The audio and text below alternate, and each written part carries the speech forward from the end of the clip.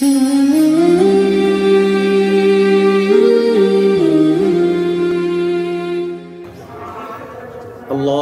Akbar, Allahu Akbar, Allahu Akbar, Allahu Akbar, Allahu Akbar, Allahu Akbar, Allahu Akbar, walillahil hamd. Ahmaduka Rabbi wa ashkuruk, ahmaduka hamdan tayyiban mubarakan fihi ala kulli hal, hamdan yuafi ni'amahu wa yukafi'u mazidah.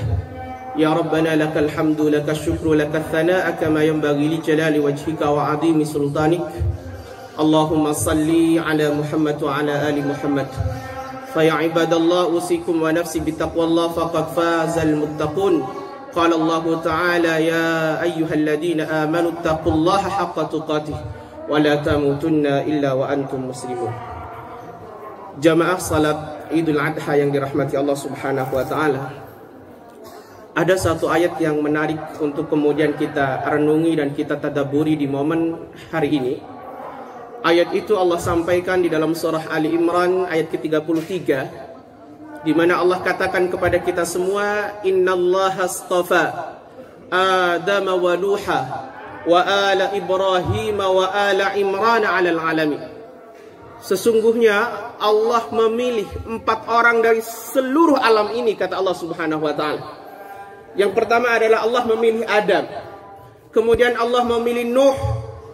Tapi yang menarik jemaah yang dirahmati Allah, yang ketiga Allah tidak sebut namanya. Tapi Allah sebut Allah memilih keluarga Ibrahim. Allah juga memilih keluarga Imran. Dari seluruh alam ini jemaah yang dirahmati Allah. Ini menarik. Kenapa yang dua awal Allah menyebut nama satu orang, kemudian yang ketiga dan keempat Allah menyebut nama keluarganya. Para ahli tafsir mengatakan bahwa Allah memilih Nuh, Allah sebut hanya Nuh saja, tidak disebut keluarganya, karena Nuh itu salih, tapi ada anaknya yang tidak salih.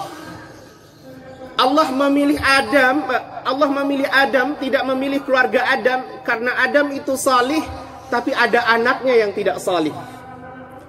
Tapi Allah memilih keluarga Ibrahim, jemaah yang dirahmati Allah. Karena Ibrahim itu salih, istrinya salihah, anaknya salih, dan sebagian besar menjadi seorang nabi. Maka Allah memilihnya dengan menyebutkan Alu Ibrahim wa Alu Imran. Begitu juga dengan Imran. Nah tentu jemaah yang dirahmati Allah, Ibrahim sampai pada tingkat di mana seluruh keluarga dan keturunan yang menjadi orang salih itu tidak lepas dari ujian-ujian. Maka pagi hari ini kita ingin kemudian mengulas tentang penggalan-penggalan kisah Nabiullah Ibrahim dengan seluruh ujian yang kemudian dihadapi oleh Nabiullah Ibrahim. Cuma yang dirahmati Allah, satu ketika di saat Ismail alaihissalam baru saja lahir dari ibunda Siti Hajar, beberapa bulan masih merah, belum disapih, jemaah yang dirahmati Allah, turun wahyu dari Allah Subhanahu wa taala melalui mimpi Ibrahim agar Ibrahim menempatkan putra tercintanya itu dan juga istrinya Siti Hajar di sebuah lembah yang sama sekali tidak ada kehidupan. Maka ketika Ibrahim terjaga dari tidurnya, jemaah yang dirahmati Allah, Ibrahim kemudian memerintahkan istrinya untuk menyiapkan sebuah perbekalan yang cukup dalam rangka melakukan safar yang begitu panjang sekali dan lama. Maka istri itu kemudian menyiapkan. Uniknya jemaah yang dirahmati Allah, Ibrahim meminta istrinya juga membawa anaknya yang masih merah itu. Kebayang dalam benak Siti Hajar, anak yang masih merah ketika diajak perjalanan jauh menembus padang Sahara yang panjang, itu sangat berbahaya. Tapi lihat, Siti Hajar sama sekali tidak menolak perintah suaminya, karena Siti Hajar paham bahwa itu adalah perintah Allah Subhanahu wa taala. Mereka kemudian melakukan perjalanan yang begitu jauh, menembus padang Sahara hingga mereka sampai di padang Bakkah, di lembah Bakkah yang kita sebut sebagai Makkah hari ini, jemaah yang dirahmati Allah. Uniknya jemaah yang dirahmati Allah, menariknya adalah ketika sampai di lembah itu, Ibrahim serta-merta menurunkan istrinya dan menurunkan putra tercintanya, dan Ibrahim langsung kemudian berbalik meninggalkan mereka tanpa sepatah pesan dan kata pun. Ini kalau dalam logika matematika kita, nalar kita jemaah yang dirahmati Allah, mestinya Ibrahim itu tidak melakukan itu. Dan mestinya Siti Hajar itu meronta-ronta menolak dengan sekuat tenaga agar suaminya tidak meninggalkannya. tetapi mereka sudah lepas dari nalar matematikanya, mereka menggunakan nalar keimanannya. Jemaah yang dirahmati Allah. Maka apa yang terjadi ketika Ibrahim meninggalkan Siti Hajar dan Ismail? Maka Siti Hajar kemudian mengikuti suaminya sambil mengatakan, "Aina tadhhab anta ya Ibrahim?" Mau kemana engkau wahai suamiku? Tapi Ibrahim sama sekali tidak bergeming, sama sekali tidak menoleh dan tidak menjawab. Ditanya lagi oleh Siti Hajar, "Ila aina tadhhab anta ya Ibrahim?" Kemana engkau mau pergi suamiku? Apakah engkau akan meninggalkan kami di tempat yang sama sekali tidak ada kehidupan ini? Bapak Ibu, dulu itu orang menentukan tempat itu layak dibuat kehidupan, dibuat tempat domisili ketika di dalam tempat itu, di sekitar tempat itu ada sumber air. Di Bekah itu sama sekali tidak ada sumber air. Maka jemaah yang dirahmati Allah, rupanya kemudian Siti Hajar paham bahwa suaminya tidak mungkin melakukan itu tanpa didasari perintah Allah Subhanahu wa ta'ala. Maka istrinya mengatakan, "Allahu amaraka bihada ya Ibrahim." Apakah Allah yang memerintahkanmu untuk melakukan ini suamiku? Maka seketika Ibrahim menoleh dan mengatakan, "Bala, iya, Allah yang menyuruhku untuk melakukan ini, meninggalkan kalian berdua di tempat yang sama sekali tidak ada kehidupan ini." Cuma dirahmati Allah, kira-kira apa jawabannya Siti Hajar kepada Ibrahim? Ketika tahu bahwa itu perintah Allah Subhanahu wa ta'ala, Siti Hajar dengan lantang mengatakan, "Idzan la yudayyi'una Allah." Kalau memang begitu, kalau memang itu adalah perintah Allah, maka pasti Allah tidak akan pernah menelantarkan aku. Silahkan kamu pergi, kamu pulang, aku akan kembali ke tempat di mana engkau nurunkan aku dan anakmu. Cuma yang dirahmati Allah, ini jawaban keluar dari lisan orang yang betul-betul yakin bahwa ketika kita bertakwa pada Allah, maka Allah tidak akan pernah menelantarkan kita. Saya masih ingat betul Pak, Bu, tahun 70-an itu ada seorang akhwat, ada seorang perempuan bernama Nadimatul Khatun. Dia punya seorang suami yang waktu itu sebagai ribat, karena waktu itu tahun 70-an Afghanistan sedang dibombardir oleh Uni Soviet. Suaminya itu sebagai salah satu tentara, dan dia punya anak kecil waktu itu perempuan. Suatu hari Nadimah mendapatkan kabar bahwa suaminya sudah gugur di medan perang. Tentu sebagai seorang istri dia kemudian merasa shock, merasa kaget, merasa kehilangan, dan itu wajar jemaah yang dirahmati Allah. Cuma yang menarik adalah beberapa hari ketika hari-hari berduka itu, tiba-tiba Nadimatul Khatun didatangi oleh salah seorang tetangganya, yang kemudian dia bertanya kepada Nadimah, "Ya ukhti," kata dia, "saudariku, hari ini suamimu sudah dipanggil oleh Allah Subhanahu wa ta'ala. Otomatis tidak ada lagi yang bisa engkau sandari untuk memenuhi seluruh kebutuhan hidup.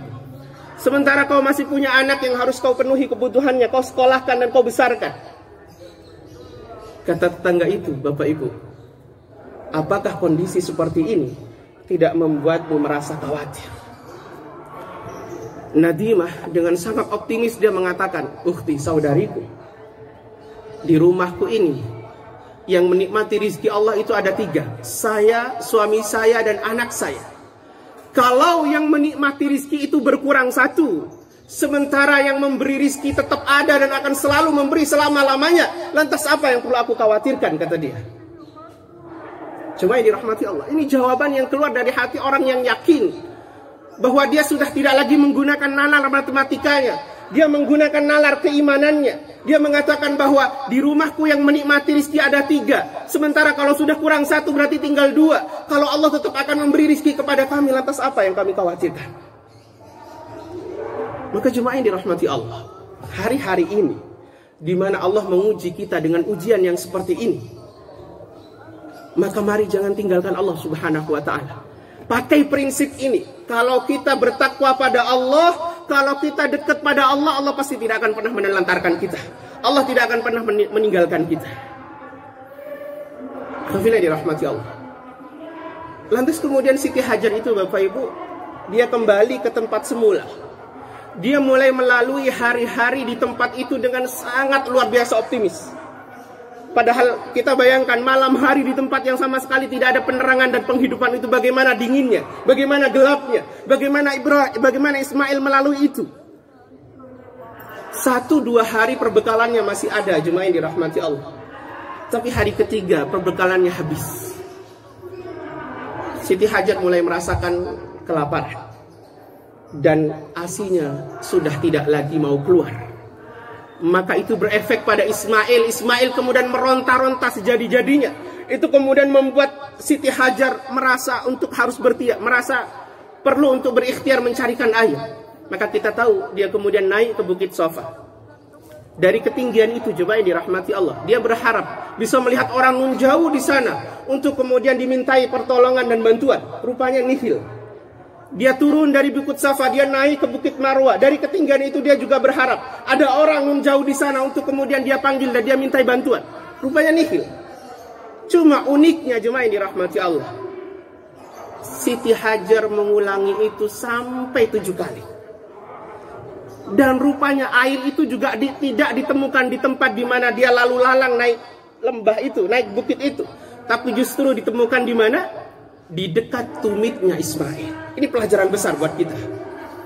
Bahwa kadang rizki itu, Bapak Ibu yang dirahmati Allah, tidak selalu bergantung pada profesi.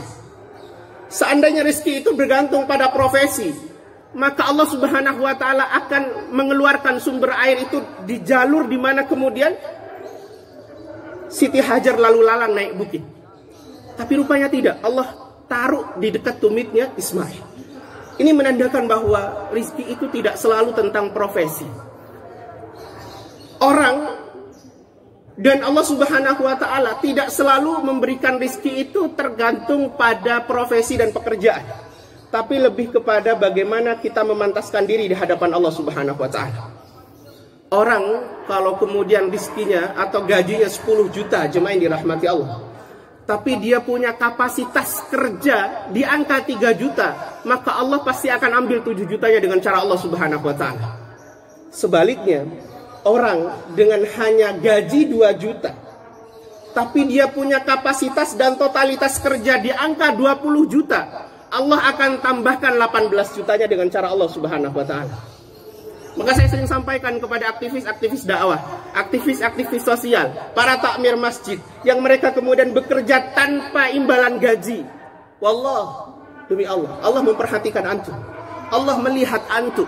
Kalau antum totalitas, antum kemudian bekerja dengan sangat luar biasa, Allah yang akan gaji antum dari jalan yang tidak disangka-sangka. Sebagaimana Allah memberikan ganjaran kepada ikhtiarnya Siti Hajar, bukan pada jalurnya, tapi di dekat tumitnya Ismail alaihissalam. Mestinya Pak, Bu, Siti Hajar itu paham, karena dia orang cerdas. 3 kali saja dia mengulang itu, dia cukup mengambil kesimpulan bahwa tidak ada orang. Tapi kenapa dia sampai 7 kali?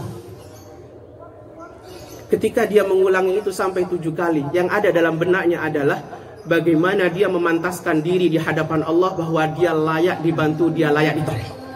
Maka Allah kasih tidak sesuai dengan apa yang dia inginkan, tapi lebih dari yang dia inginkan. Bukan hanya air satu botol dan lain sebagainya, tapi sumber mata air yang sampai hari ini kita nikmati mata air itu, jemaah yang dirahmati Allah. Kalau kita pengen digaji oleh Allah, maka kapasitas kerja kita harus lebih dari gaji kita. Maka jemaah yang dirahmati Allah, terakhir saya ingin sampaikan, ketika kemudian Ismail sudah beranjak dewasa, di mana Allah mengabadikan kedewasaan Ismail itu pada surah As-Saffat ayat 102. Allah mengatakan, falamma balagha ma'ahu sa'yah. Ketika Ismail itu sudah sampai di umur yang dewasa dan dia sudah bisa bekerja sendiri, sudah mandiri.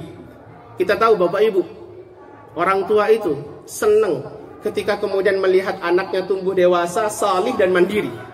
Sudah bisa bekerja sendiri, sudah punya kehidupannya sendiri, senang sekali, bangga. Dan Ibrahim mengalami itu. Ketika Ismail sudah mandiri, salih, tumbuh dewasa, Ibrahim betul-betul mencintai Ismail. Namun di tahap itu, jemaah yang dirahmati Allah, Allah lagi-lagi mengujinya. Maka Bapak Ibu yang dirahmati Allah, orang tua yang terlampaui mencintai anaknya, Allah pasti akan uji. Karena Allah tidak ingin cintanya pada anaknya mengalahkan cintanya pada Allah Subhanahu wa Ta'ala. Apa ujiannya? Ujiannya adalah Ibrahim diperintahkan oleh Allah Subhanahu wa taala untuk kemudian menyembelih putranya tercinta Ismail alaihissalam. Saya merenung lama Pak dengan bab ini. Kenapa kita perlu merenung dengan bab ini? Bagaimana Ibrahim itu harus kemudian menyusun kalimat menyampaikan perintah ini pada anaknya? Bagaimana naluri seorang Ibrahim yang dia mencintai anaknya, bahkan menunggu kedatangan anak itu sampai 80 tahun lamanya. Kemudian dipisah bertahun-tahun lamanya karena Ismail ada di Mekah, Ibrahim ada di Syam. Ketika mereka bertemu, mereka sudah saling mencintai, mereka saling bangga. Tiba-tiba turun ayat dari Allah Subhanahu wa taala, Ibrahim diperintah untuk kemudian menyembelihnya. Bagaimana naluri seorang ayah untuk bisa melakukan itu? Pak, Ibrahim sampai mengulang-ulang mimpinya itu 3 kali, saking dari bimbangnya Ibrahim. Tidak seperti yang di awal. 1 kali Ibrahim langsung yakin ini perintah Allah. Tapi bab ini Ibrahim perlu 3 kali mimpi untuk bisa meyakinkan bahwa ini perintah Allah Subhanahu wa ta'ala. Lihat Pak, bagaimana bunyi ayatnya. Kata Ibrahim, ya bunayya, qala ya bunayya inni ara fil manam anni adbah. Kalimat ya bunayya, wahai anakku, itu adalah kalimat panggilan tertinggi seorang ayah pada anak. Jadi kalau bapak memanggil anaknya dengan kalimat ya bunayya, itu berarti panggilan tertinggi seorang ayah pada anak. Anakku tersayang, anakku tercinta, anakku yang ayah bangga-banggakan, ayah diperintah oleh Allah untuk menyembelihmu. Mestinya Ismail itu kalau pakai nalar logikanya, jemaah yang dirahmati Allah, dia pasti akan menolak. Ini gila. Bagaimana ayah mau menyembelih saya? Tapi lihat Pak, Ismail itu menjawab dengan sangat luar biasa. Dia mengatakan, qala ya abati f'al ma tu'mar. Kalimat ya abati itu adalah panggilan tertinggi seorang anak pada ayahnya. Abati, bukan abi, tapi ya abati. Duhai ayahku yang saya cintai, duhai ayahku yang aku sayang-sayangi, duhai ayahku yang aku bangga-banggakan. If'al ma tu'mar, lakukan apa yang telah diperintah kepadamu. Pak, jawaban ini tidak sesederhana yang kita bayangkan. Bahwa seandainya Ismail tidak tahu bahwa ayahnya adalah seorang yang salih, seorang nabi, pasti Ismail tidak mau. Tidak bakalan mau Pak, karena tidak masuk pada akal waras kita. Tapi Ismail paham ayahnya orang salih, ayahnya seorang nabi, maka apa yang dikatakan oleh ayahnya itu datang dari Allah Subhanahu wa ta'ala, maka saya terpanggil untuk melakukan itu. Ini pelajaran besar bagi seorang ayah dan seorang ibu. Orang tua yang ayahnya tidak paham bahwa anaknya tidak paham bahwa ayahnya salih, ibunya salihah, maka dia tidak akan pernah manut sama ayah ibunya. Kita itu Pak, kalau kemudian anak kita mau diminta nurut sama kita, kita harus tampakkan bahwa kita ini adalah orang salih, kita ini layak untuk kemudian dituruti. Seperti Ibrahim yang kemudian Ismail paham bahwa dia adalah orang salih, maka Ismail kemudian mengikuti apa yang diperintahkan oleh Ibrahim walaupun itu tidak masuk pada akalnya. Nah, cuma yang dirahmati Allah, kan kita tahu bahwa penyembelihan itu tidak di Mekah, tapi di Mina. Coba kita bayangkan, ketika mereka berdua harus berjalan dari Mekah menuju dekat Mina itu, bagaimana dialog seorang anak dan seorang ayah yang mau menyembelih anaknya. Itu kalau kita pikirkan, jemaah yang dirahmati Allah, nangis kita ini. Bagaimana seorang ayah berdialog dengan anaknya, di mana ayahnya mau menyembelih anaknya. Maka singkat yang saya ingin sampaikan, Pak, Bu, hari ini Allah itu tidak meminta kita menyembelih anak kita. Nah, Allah tidak minta kita untuk menyembelih anak kita. Allah tidak minta kita untuk menyembelih anak kita sebagaimana Ibrahim menyembelih Ismail. Allah hanya minta satu dari kita. Allah minta kita berkurban. Allah minta kita menyembelih domba. Allah minta sedikit dari titipan harta yang diberikan kepada kita. Lantas kalau kita tidak menjawab, merespon perintah Allah Subhanahu wa ta'ala, sementara kita punya keluangan, kita punya kelapangan, kita punya harta, kita punya kemampuan untuk melakukan ini, apa nanti jawaban kita di hadapan Allah Subhanahu wa ta'ala ketika Allah bertanya kepada kita, untuk apa hartamu? Untuk apa rizki? Kita punya jawaban apa di hadapan Allah Subhanahu wa ta'ala? Ingat loh Pak, Nabi itu sampai mengatakan, man wajada sa'atan, siapa yang punya kelapangan dan kemampuan, walam yudahi, tapi dia tidak mau berkurban, fala yaqrabanna musallana, maka jangan dekat-dekat dengan tempat salat kami. Itu seakan-akan Nabi kita ingin menyindir kita, malulah pada salatmu, malulah pada setiap hari salat jamaahmu. Ketika engkau punya kesempatan, engkau punya kemampuan, engkau tidak berkurban. Malu. Maka ikhwan yang dirahmati Allah Subhanahu wa ta'ala, hari-hari ini kita menghadapi ujian, maka perbanyaklah kita belajar pada Nabiullah Ibrahim alaihissalam. Ujiannya begitu besar, luar biasa, tapi Nabiullah Ibrahim alaihissalam mampu untuk melewati itu dengan penuh keoptimisan dan senantiasa mendekat kepada Allah Subhanahu wa ta'ala. Allahu akbar, Allahu akbar, Allahu akbar, walillahil hamd. Mudah-mudahan hari ini menjadi hari yang membahagiakan buat kita semua, hari yang menyenangkan buat kita semua. Tampakkan bahwa Islam punya syiar Idul Adha. Walaupun pandemi luar biasa, tapi syiar ini tidak pernah terkurangi dari jiwa kaum muslimin. Innallaha wa malaikatahu yusalluna 'alan nabi ya ayyuhalladzina amanu sallu 'alaihi wa sallimu taslima. Allahumma salli 'ala Muhammad wa 'ala ali Muhammad. Allahumma ighfir lil muslimina wal muslimat wal mu'minina wal mu'minat الأحياء منكم والأموات اللهم ربنا ظلمنا أنفسنا وإن لم تغفر لنا وترحمنا لنكونن من الخاسرين لا إله إلا أنت سبحانك إنا كنا من الظالمين ربنا لا تزغ قلوبنا بعد إذ هديتنا وهب لنا من لدنك رحمة إنك أنت الوهاب اللهم اجعلنا وأولادنا وأهلنا وتلاميذنا وأزواجنا وذريتنا من أهل العلم وأهل الخير ولا تجعلنا وإياهم من أهل الشر والضير واجعلنا وإياهم من أهل القرآن وأهل الإيمان اللهم أعنا على ذكرك وشكرك وحسن عبادتك اللهم بارك لنا في ذبحنا اللهم بارك لنا في ذبحنا اللهم بارك لنا في ذبحنا اللهم إنا نعوذ بك من جهد البلاء ودرك الشقاء وسوء القضاء وشماتة الأعداء ربنا آتنا في الدنيا حسنة وفي الآخرة حسنة وقنا عذاب النار صلى الله على محمد وعلى آله وصحبه أجمعين والحمد لله رب العالمين السلام عليكم ورحمة الله وبركاته.